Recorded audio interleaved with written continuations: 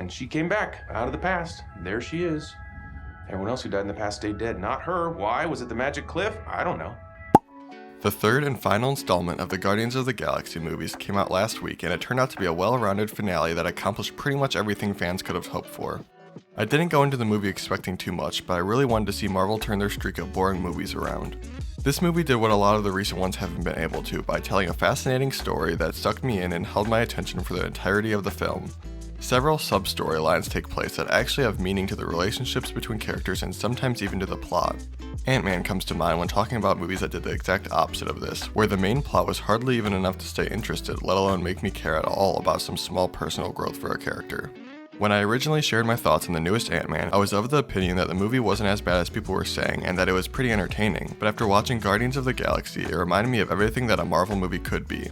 It had been at least a couple months since I'd seen a Marvel movie before Ant-Man, so I was out of touch and started to lose that passion for Marvel I had once felt, so I gave it the benefit of the doubt that it wasn't that bad. I now see that I was wrong about that because Guardians 3 reminded me why I've always loved Marvel so much.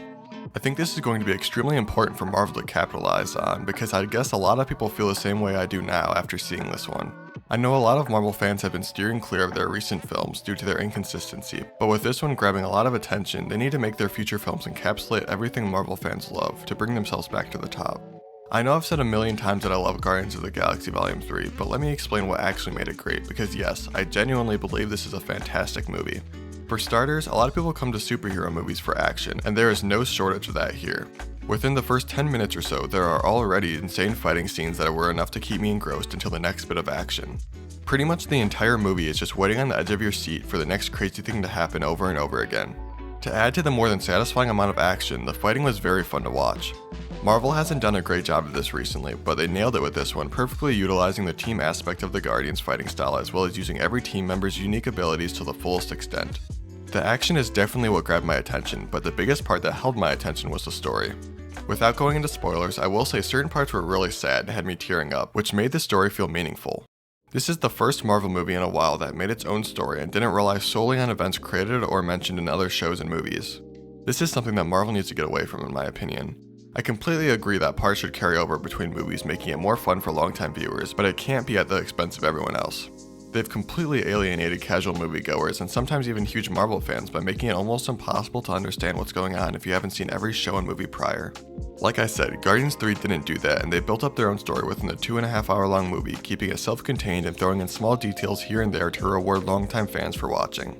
This is what needs to be followed in the future to ensure everyone can enjoy these movies, but I'm not convinced that will happen. Either way, this movie had great storytelling and was paced perfectly, keeping me invested and fully immersed in the world that was built.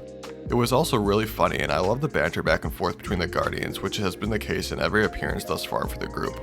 Every character had very noticeable growth throughout the movie too, and played an extremely important role in the overall story development. I was really impressed with how much happened in this one, but moving on, the last thing I want to mention is the music. As usual, music plays quite a big role in the storytelling and events, and once again, the song choices and execution were amazing. I really enjoy the scenes of Quill turning on a song and dancing around while fighting people, although music was used less as background filler in this and had more story-based meaning in most scenes. Guardians of the Galaxy Volume 3 is everything we could have hoped for, giving us a satisfying end to the Guardians trilogy. There really isn't anything I would have changed about this one, but I'd like to know what you think. I'd also like to know if you think Marvel should get away from making fans watch every movie and show to understand the story, so feel free to let me know in the comments below. Thanks for watching. If you enjoyed the video, don't forget to leave a like and subscribe to stay up to date with my videos. I'll see you next time.